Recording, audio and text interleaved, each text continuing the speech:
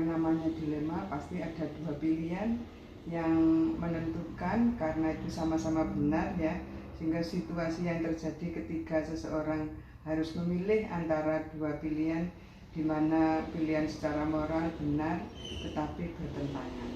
Artinya sedangkan bujukan moral yaitu situasi yang tidak, ketika seseorang harus membuat keputusan antara yang benar dan yang salah. Kemudian contohnya misalkan dalam hal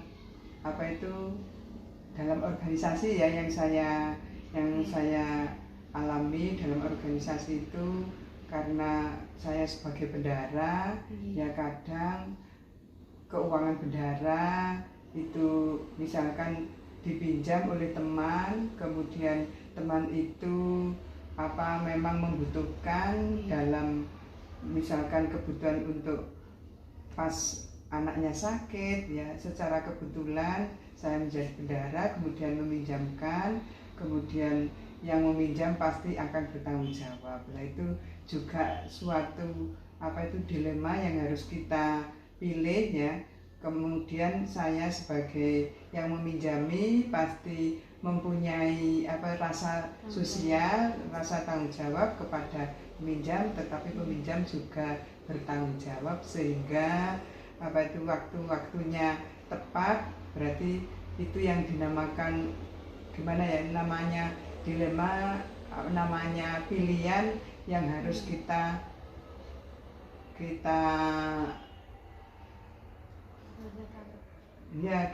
selesaikan, kita putuskan bagaimana ini bisa dipertanggungjawabkan, seperti itu. Contohnya seperti itu. Iya Bu. Baik, untuk yang pertanyaan kedua Bu, selama ini bagaimanakah Bu Lianah menjalankan pengambilan keputusan di sekolah kita ini, terutama untuk kasus-kasus di mana ada dua kepentingan yang sama-sama benar atau sama-sama mengandung nilai-nilai kebajikan?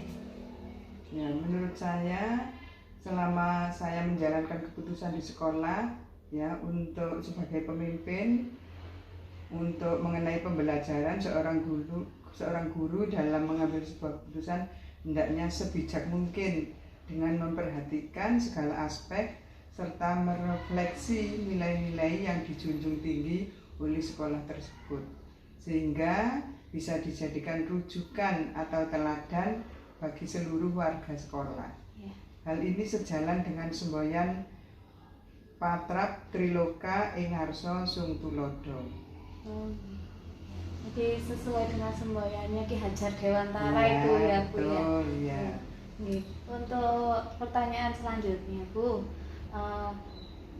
langkah-langkah atau prosedur seperti apa yang biasanya Bu Lianah lakukan selama ini untuk menyelesaikan baik itu dilema etika atau bujukan moral?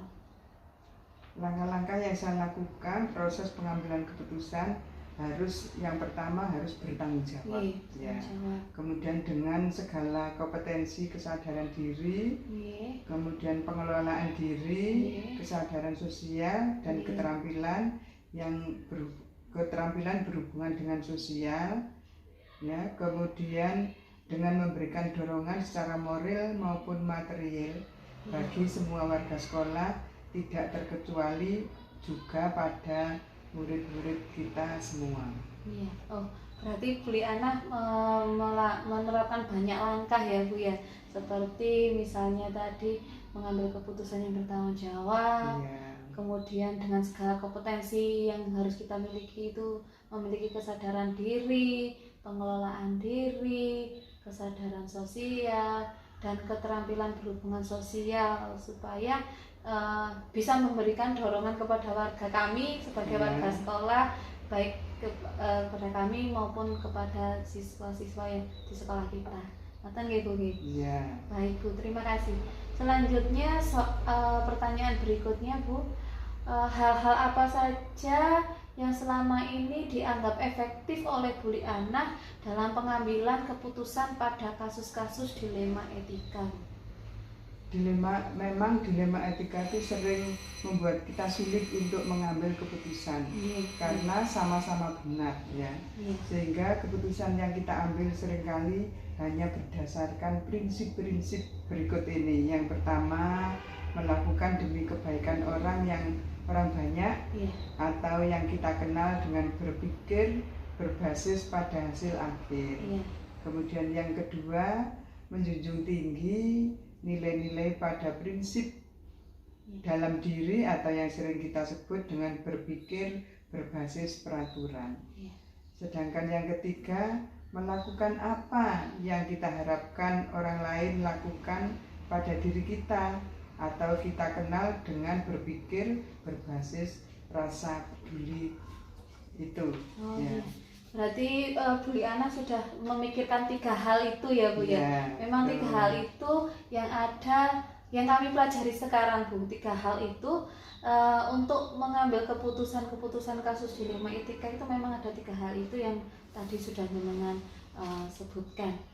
Selanjutnya Bu, pertanyaan berikutnya, hal-hal apa saja yang selama ini merupakan menjadi tantangan untuk Bu Liana dalam pengambilan keputusan pada kasus-kasus dilema etika? Terima kasih. Hal-hal yang merupakan tantangan dalam pengambilan keputusan dilema etika, kadangkala banyak kejadian yang tak terduga yang bisa membuat suatu permasalahan atau konflik antara individu atau sosial. Semua pasti dihadapkan pada situasi di mana kita harus mengambil keputusan yang baik untuk diri kita sendiri maupun orang lain. Sebagai orang yang bijaksana dan pemimpin perubahan, maka keputusan yang dibuat harus berdampak luas pada kepentingan orang banyak, sehingga tidak mementingkan kepentingan diri sendiri. Baik Bu, selanjutnya Bu, apakah Bu Liana itu memiliki sebuah tak kalah seperti jadwal tertentu untuk menyelesaikan kasus dilema etika? Apakah ada jadwal sendiri atau langsung menyelesaikannya di tempat tersebut atau memilih sebuah jadwal untuk menyelesaikannya? Kalau memang itu ada, bentuk dan prosedur seperti apa yang Bu Liana jalankan? Kalau menurut saya, jadwal itu tidak menentu, tidak harus ditentukan hari ini, namun semua menggunakan prosedur, mengenali bahwa ada nilai-nilai yang saling bertentangan dalam situasi ini, sehingga saya tidak menentukan jadwal, tapi menentukan siapa yang terlibat dalam situasi ini, kemudian mengumpulkan fakta-fakta yang relevan dengan situasi ini. Kemudian berikutnya pengujian yang benar atau mana yang salah. Baik Bu, selanjutnya pertanyaan yang selanjutnya, menurut Bu Liana, adakah seseorang atau faktor-faktor apa saja yang selama ini itu dapat mempermudahkan Bu Liana atau membantu Bu Liana dalam pengambilan keputusan, terutama dalam kasus-kasus dilema etika? Untuk mengambil keputusan dilema etika ini, saya selalu berkonsultasi karena mempunyai atasan yaitu pengawas, kemudian bisa kepada Bapak Korwil selaku Ditjam Kecamatan Ngantang, seperti itu. Berarti selalu ketika Bu Liana menghadapi persoalan intern di sekolah, Bu Liana selalu konsultasi dengan atasan, karena atasan kita itu adalah pengawas dan Korwil, maka Bu Liana selalu melakukan koordinasi dengan beliau-beliau yang ada di atasan. Pertanyaan terakhir Bu, dari semua hal yang sudah Bu Liana sampaikan tadi, pembelajaran yang sudah Bu Liana petik dari pengalaman Bu Liana dalam mengambil keputusan dilema etika niku napa mawon? Yang pertama, kita harus bertanggung jawab apa yang sudah kita sampaikan. Tanggung jawab. Yang kedua, kita harus bijaksana dalam mengambil keputusan. Kemudian yang ketiga, harus berhati-hati dalam mengambil keputusan. Seperti itu. Baik Bu, Bu Liana matur nuwun sudah memberikan waktunya untuk saya eh, wawancarai berkenaan dengan tugas saya sebagai guru penggerak untuk selanjutnya supaya eh, terima kasih Bu Liana waktu yang telah diberikan. Mohon maaf sudah mengganggu waktu Bu Liana. Ya, saya juga begitu. Saya memberi motivasi, memberi dorongan kepada Bu Rida. Semoga dengan mengikuti guru penggerak ini, Bu Rida bisa berjalan dengan lancar dan sukses. Amin. Terima kasih Bu. Ya. Assalamualaikum. Waalaikumsalam warahmatullahi wabarakatuh.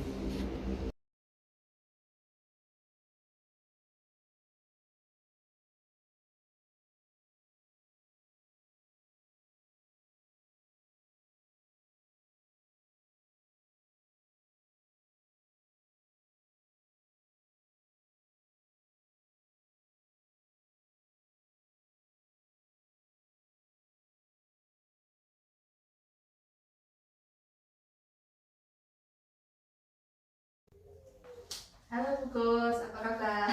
Baik, selamat malam. Selamat malam. Ya. Oke. Bu Gus, perkenankan saya sebagai calon guru penggerak untuk mewawancarai Bu Gus terkait dengan peran Bu Gus sebagai kepala sekolah selama ini. Baik, monggo. Apa yang bisa saya bantu? Iya, Bu Gus. Kalau boleh saya tahu, Bu Gus menjabat menjadi kepala sekolah itu sudah berapa lama, Bu Gus? Sudah 2 periode. 1 periode di tempat kami itu 4 tahun. Jadi saya periode yang kedua. Gitu.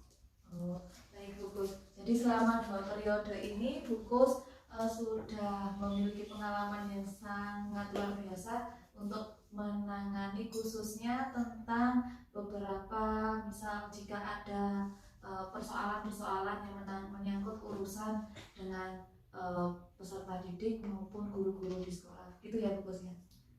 Ya, begitulah.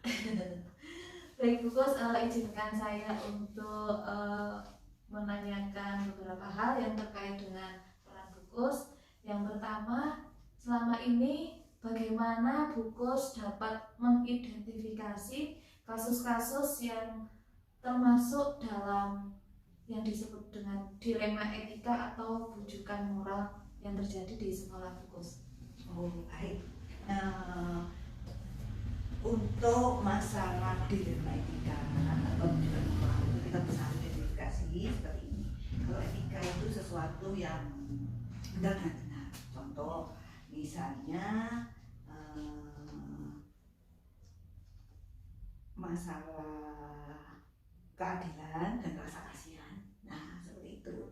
Sedangkan kalau bujukan moral itu cenderungnya antara yang benar dan yang kurang atau yang salah.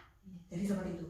Sehingga kita bisa mengidentifikasi, oh itu seperti itu, yang etika, oh yang moral itu seperti itu. Begitu. Oke. Baik, Bu Gus. Selanjutnya Bu Gus, selama ini bagaimana Bu Gus dalam menjalankan pengambilan keputusan di sekolah Bu Gus, terutama untuk kasus-kasus di mana ada dua kepentingan yang sama-sama benar atau sama-sama mengandung nilai-nilai kebajikan? Begini, biasanya sebagai seorang guru kita harus paham betul bagaimana caranya kita itu bisa membuat keputusan yang benar, dan keputusan itu akan tidak merugikan baik kepada anak didik maupun kepada rekan kerja, dan perlu kita itu intinya adil ya dalam dan tahu paham apa yang saat ini sedang kita hadapi, seperti itu. Jadi menurut Bu Gus itu harus adil dan paham dengan situasi yang terjadi di lingkup sekolah Bu Gus. Itu ya Bu Gus. Baik. Selanjutnya, jika Bu Gus menemui masalah tentang dilema etika ataupun bujukan moral, langkah-langkah atau prosedur seperti apa yang bisa Bu Gus lakukan selama ini untuk menghadapi semua persoalan tersebut? Baik, biasanya untuk mengambil langkah-langkah prosedur itu kita intinya itu harus memiliki semacam kesadaran diri, kemudian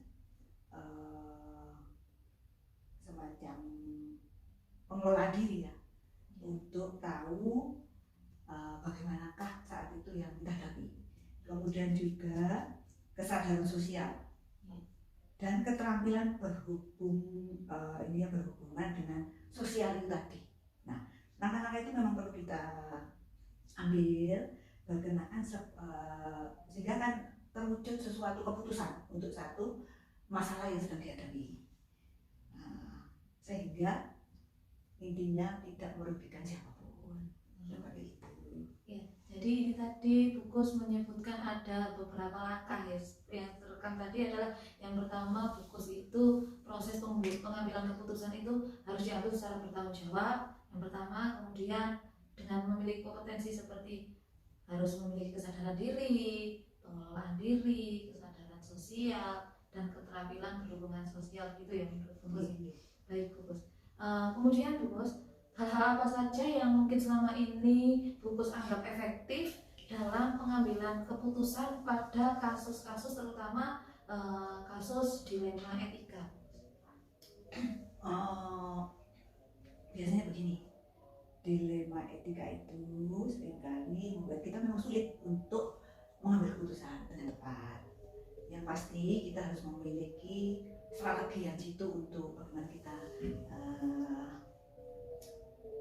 menangani semua itu. Ada 3 prinsip ya yang harus mulai kita tahu untuk mengatasi hal tersebut. Yang pertama adalah kita itu harus berpikir berbasis pada hasil akhir. Kemudian yang kedua, kita itu juga harus berpikir berbasis peraturan yang ada. Dan yang ketiga, berpikir pada basis rasa peduli, sehingga kita bisa tahu bagaimana langkah kita selanjutnya untuk menangani masalah tersebut. Iya Gus, dilema etika memang menurut beberapa kepala sekolah memang hal yang sering terjadi di lembaga sekolah masing-masing. Ya, dan memang nggak gampang tuh. Iya. Terus baik, pertanyaan selanjutnya, hal-hal apa saja yang selama ini menurut Bukus itu merupakan tantangan dalam pengambilan keputusan pada kasus-kasus terutama kasus dilema etika? Tantangannya ya. Dihadapi, ya. Oh ya, biasanya yang kita hadapi adalah kita harus betul-betul memutuskan sesuatu itu adil, kemudian tidak berat sebelah. Memang nggak gampang, tapi dengan kita sering melihat bagaimana kondisinya, yang bersangkutan dan sebagainya, kita akan coba menggali lebih banyak saat itu bagaimana dia menghadapi hal itu akhirnya kita bisa melakukan yang terbaik untuk hal tersebut. Baik, apakah ketika Bukus menghadapi suatu masalah, terutama kasus-kasus dilema etika itu, Bukus punya jadwal tertentu atau sebuah penyelesaian kasus dilema etika tadi apakah langsung diselesaikan secara langsung di tempat tersebut atau dijadwalkan dulu untuk menyelesaikan hal itu?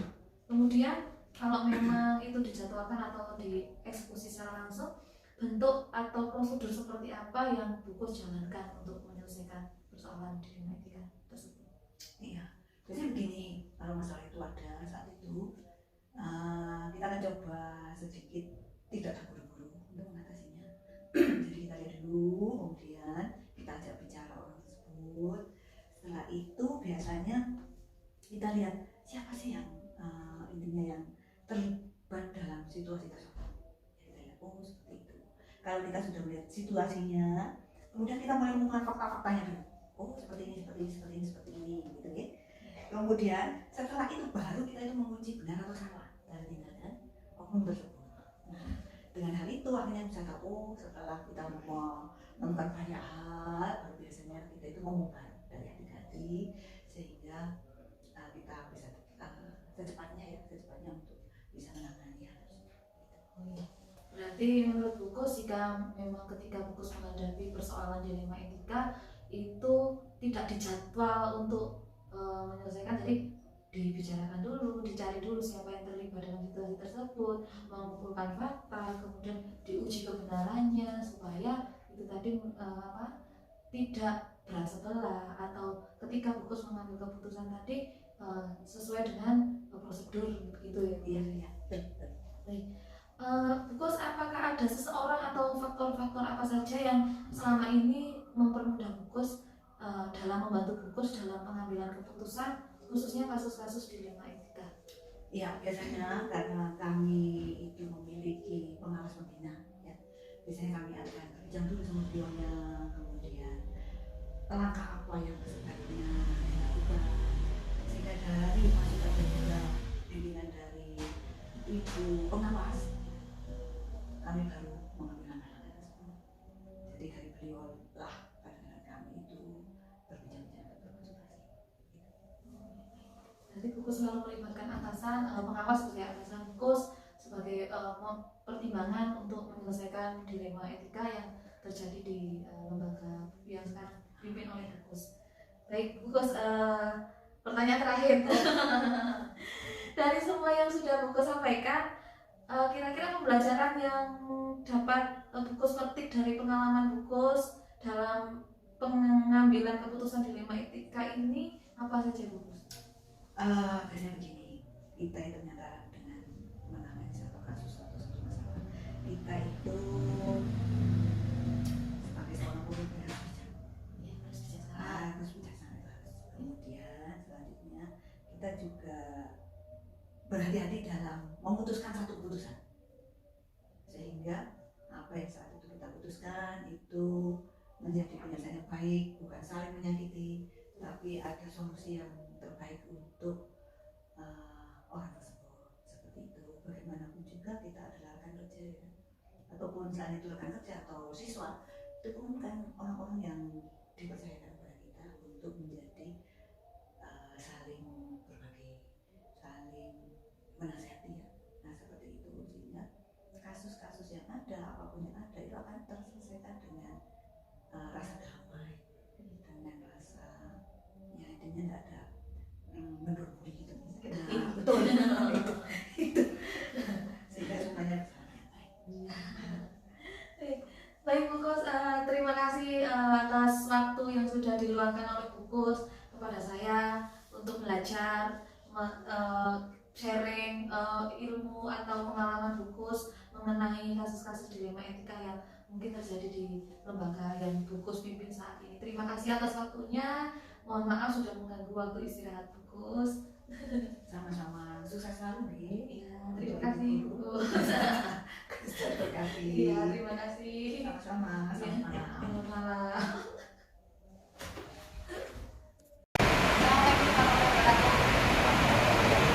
Bapak Ibu ahli, perkenalkan saya Rita Lani. Saya sebagai calon penggerak angkatan 5 ada tugas untuk itu saya mendapatkan tugas untuk mewawancarai kepala sekolah yang ada di lingkup saya berkenaan tentang tugas Pak Adi sebagai kepala sekolah. Sebelumnya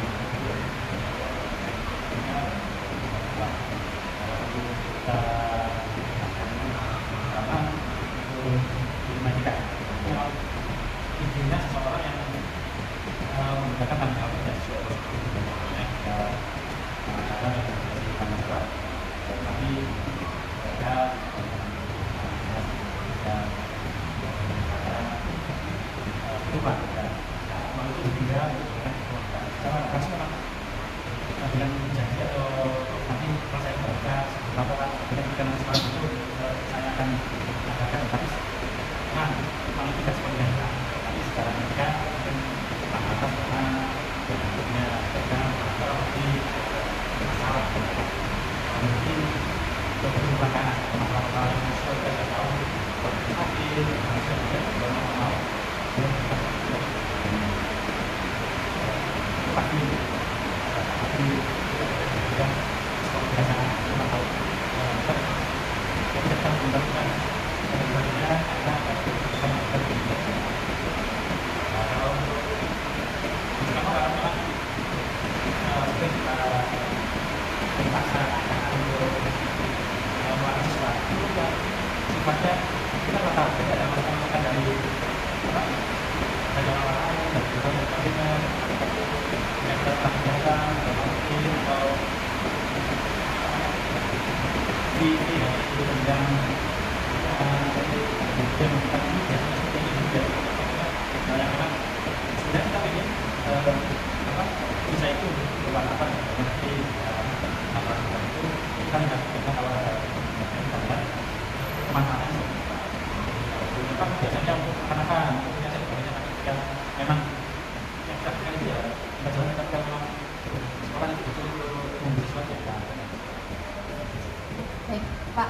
Selama ini bagaimana Pak Adi menjalankan pengambilan keputusan di sekolah MI ini, terutama untuk kasus-kasus di mana ada dua kepentingan yang sama benar atau sama-sama mengandung nilai kewajiban?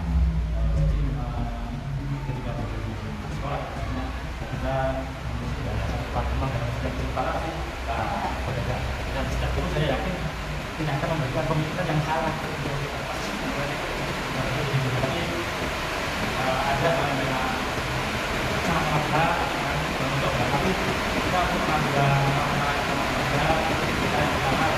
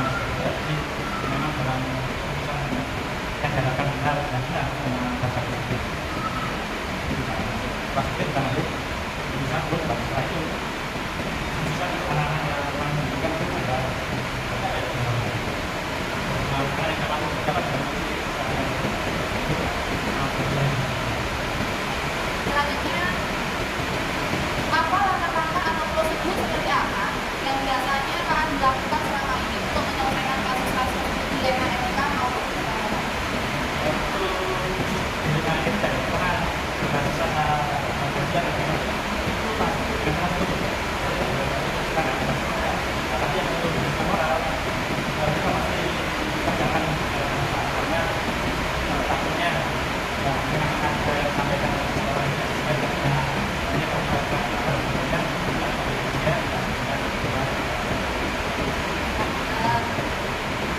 berikutnya kan, hal-hal apa saja yang menurut Pak Adi selama ini kan dianggap efektif dalam pengambilan keputusan pada kasus-kasus dilema etika?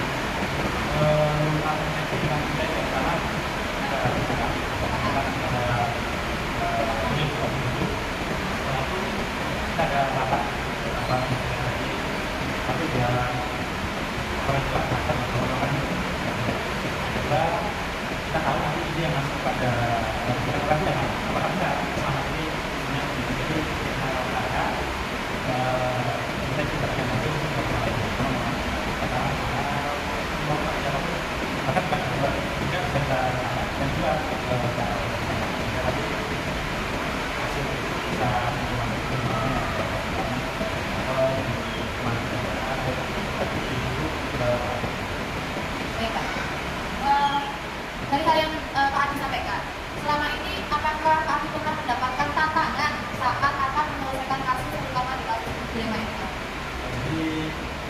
jelas tantangan itu yang benar memang tidak karena basisnya itu kita rasa kasihan dan tidak semua orang itu memiliki rasa kasihan yang sama.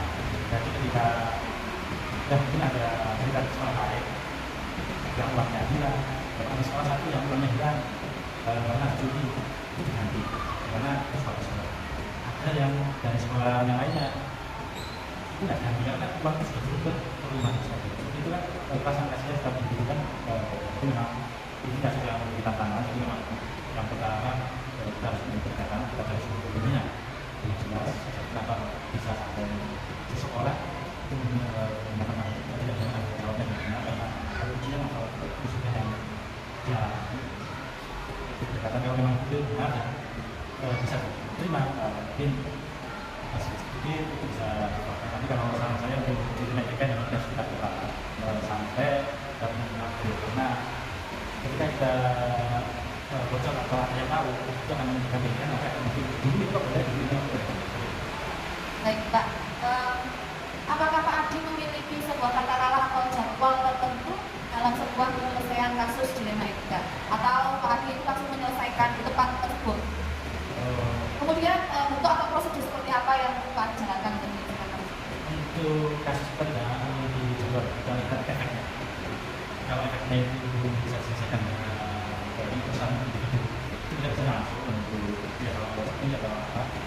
Tapi kalau memang efeknya itu sudah ke semua maka saat ini sudah banyak yang tahu sehingga untuk proses jadi seperti itu memang itulah kita selesaikan bisa kita cari di mana semua buku itu ada sehingga jangan sampai masalah itu tidak selesai. Jadi ketika ada masalah terbuka kita tentukan waktu itu biasanya satu kalau kita bisa jadwal langsung kita akan apa dan hari itu akan selesai dan kemudian itu sama itu.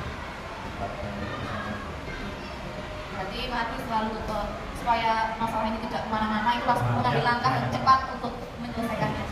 Baik Pak, selanjutnya Pak, adakah seseorang atau faktor-faktor lain yang selama ini mempermudah atau membantu Pak Adi dalam mengambil keputusan kasus-kasus ini? Saya sebagai kalau bicara itu saya setidaknya itu ada teman atau seseorang yang itu mengukur kapasitas saya sehingga saya tidak salah jadi kami saya sendiri itu menjadi teman yang biasa yang kedua itu apa masyarakat atau saya di lingkungan sosial dan itu pasti saya diskusikan dengan beliau dan saya juga punya tinggi pengalaman yang bertanya masyarakatnya itu sehingga tidaknya apa yang saya lakukan itu tapi tidak sedih dan kalau salah itu salah sedih tapi benar-benar karena kita mau melakukan hal itu. Oke Pak, pertanyaan terakhir Pak dari saya. Dari semua yang Pak Adi sampaikan ini tadi, pembelajaran apa yang dapat Pak Adi petik dari pengalaman Pak Adi dalam mengambil keputusan khususnya di kasus dilema etika ini Pak? Jadi yang saya lakukan apa di media ini lebih hati nurani ke rasa kemanusiaan. Ya memang yang hati khususnya di sekolah swasta ini kasus-kasus seperti ini memang tidak hanya negara, tidak ada guru dan sebagainya yang pasal pembelajarannya karena sama-sama rumah tangga tapi dari sini memang dari sangat jadi kita itu bisa minta mana yang itu masuk matematika mana yang pantas mendapatkan matematika atau yang contohnya kalau ada yang beberapa kali dari kami tidak itu ya contoh itu ada yang malu kalau soal itu saya bisa banyak dan sebagainya tapi mereka butuhkannya di luar wah itu nggak masuk seperti itu tapi kalau kita tahu memang butuh ya memang itu sudah waktu memang di sini itu perlu sensitif di sini sensitif kalau kita soal pakai bisa benar kalau benar sudah kadang malah itu benar ada tidak semua orang itu masalah tapi ya itu mungkin dari semua pasal tampaknya ada di sini. Baik Pak Adi, terima kasih waktu yang telah diberikan kepada saya, kesempatan untuk saya bisa sharing dengan Pak Adi sebagai kepala sekolah BMI Syariah Mahfudz ini.